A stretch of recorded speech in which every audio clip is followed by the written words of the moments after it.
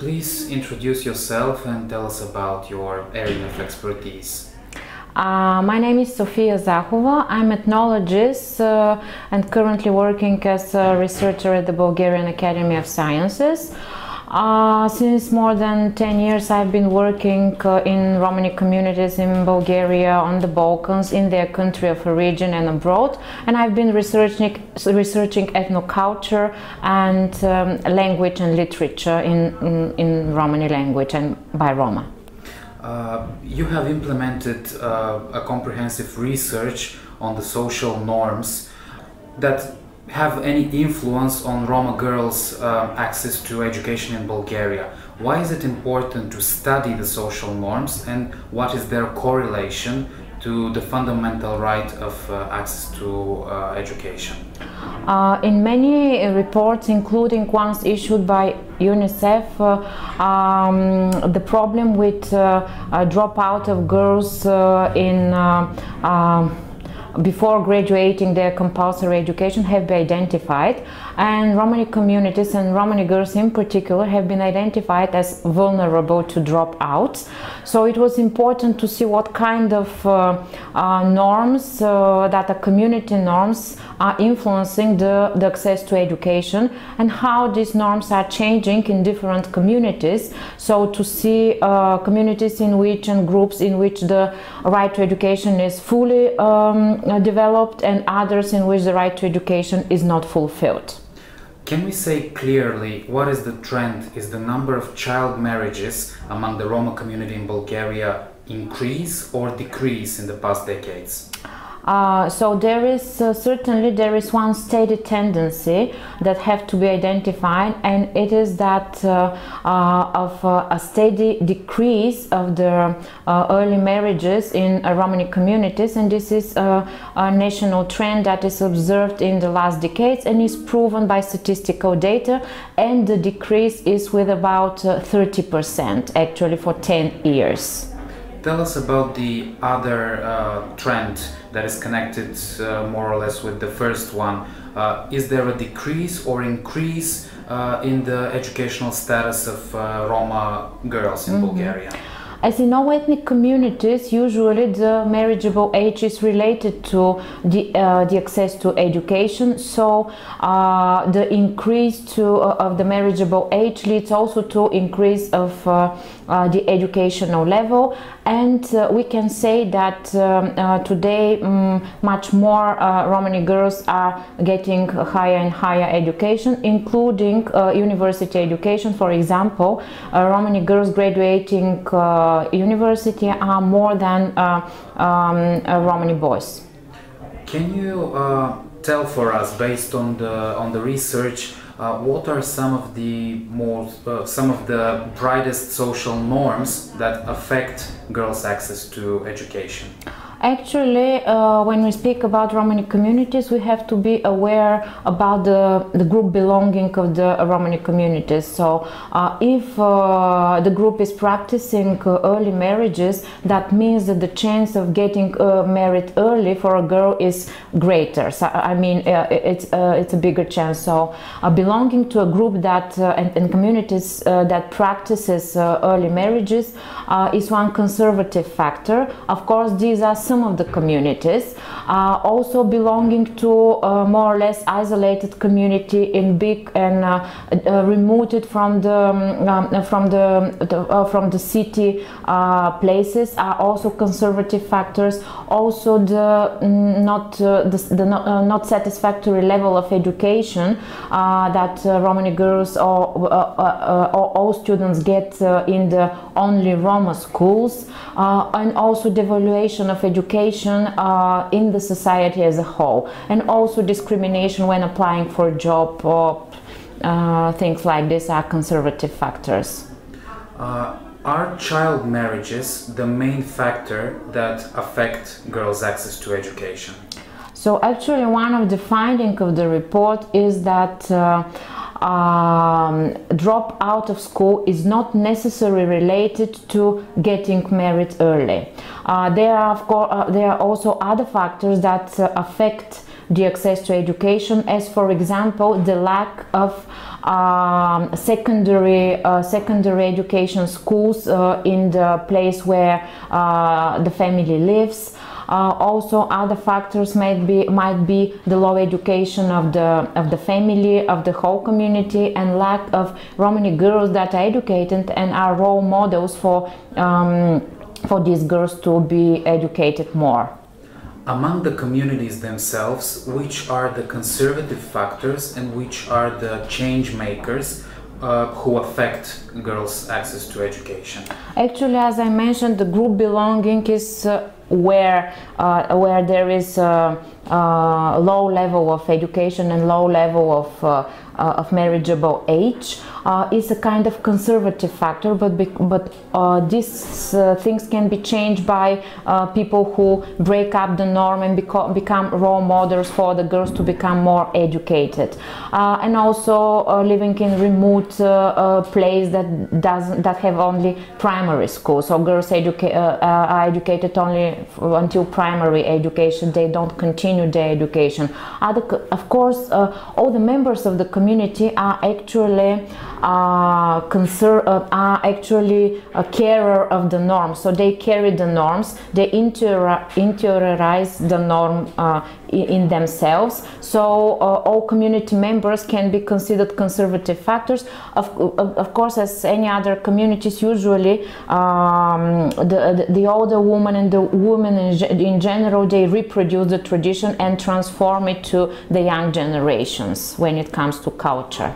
Based on this specific research and your whole work throughout the years, can we say that there is a specific Roma model when we talk about perception of education, or when we talk about child marriages? Actually, it's very dangerous to generalize and to speak about single Romani model or typical Romani model, whatever it means.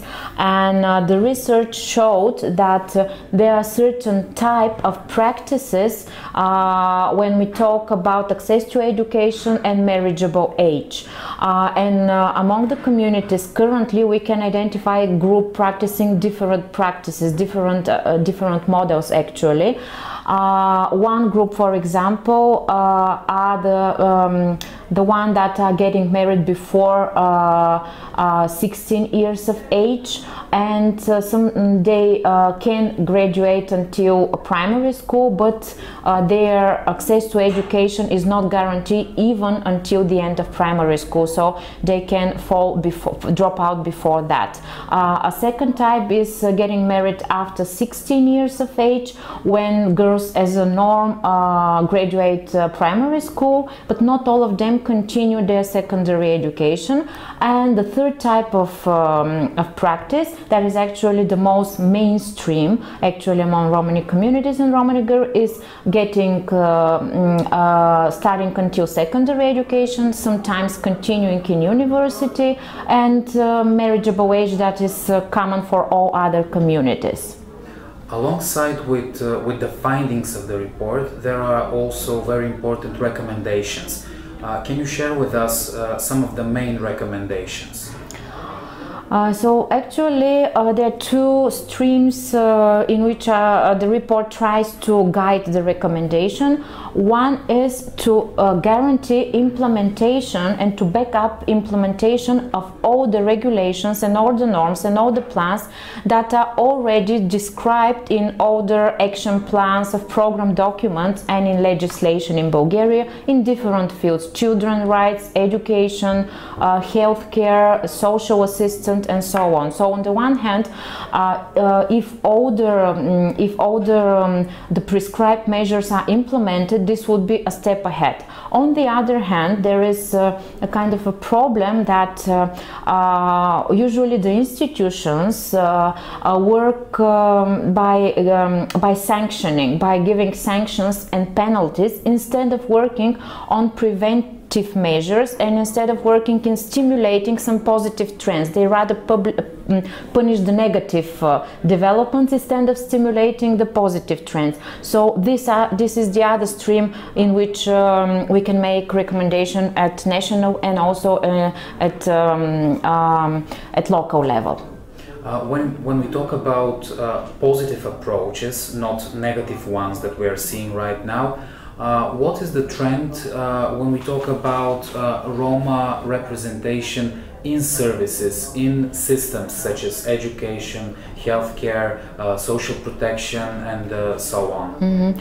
Many reports before the one that is presented identified this as a problem, that usually Roma are underrepresented in all the fields of social fields like health, like education, like local authorities, and indeed from the research that was done, where on the places and localities where there are people from the community working in the community and with the community, things make difference. They're rather different. So this is indeed something very important, and this is one of the recommendations actually.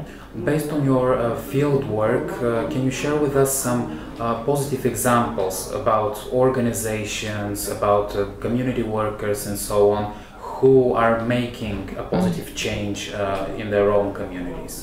Actually, we can see many positive changes in different periods in the last decades and even before that in Romani groups and Romani communities. And indeed, first thing is to change the norm, to change the mainstream model, so that a higher level of education becomes the mainstream. So for some communities, this is just a natural process that comes out of the community development as part of the society. Of course, there are stimulating measures like community organizations, some activists with higher education that work with the community. For example, the evangelical pastors, they really, on some localities, they work very, they're focusing on the work in education of the children.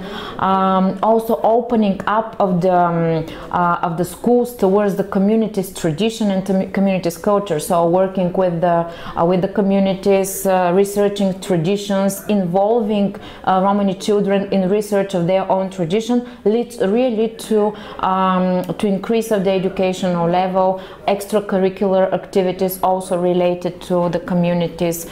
These are some positive measures and trends. Your research is a very comprehensive one.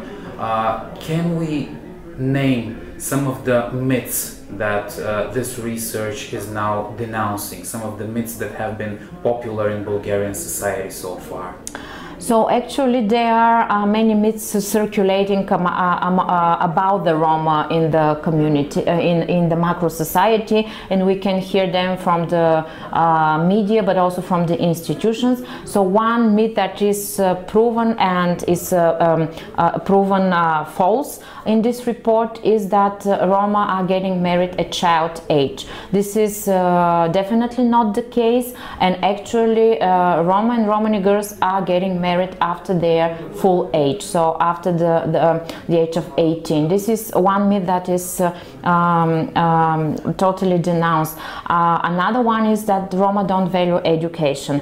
Actually, as all communities, education among many of the by many Roma is seen as a social capital that helps for the individual and the family to develop a better future.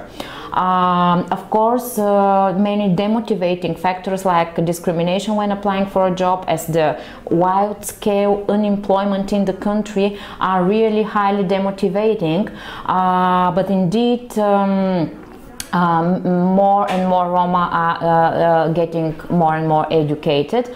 And finally, a final myth is that Roma are totally different from the others or from the majority of society. Actually, among the Romani communities, we see a repetition of the models and of the practices in regards to marriage and in regards to education that are completely similar to all the other surrounding communities. Yeah. My final question, is there something particularly important that we didn't talk about, but you as a researcher would like us to always carry in mind when we talk about the Roma community, and specifically the Roma girls, who are usually among the most vulnerable people in Bulgaria? So actually this is something that I already mentioned in the previous question, is that instead of viewing the Roma as totally different from us and as totally opposing to the others, a very good thing is just to view them, to compare and to see how many common things in culture, in values, in views to youth, and in views to culture, music, teenage music that Roma have with all the other communities, and actually stressing not on the difference and on the exotic image, but on the commonalities. I think it's a better approach. The mainstream approach might be a better one too when we talk about Romani communities. Okay, thank you so much. You're very welcome.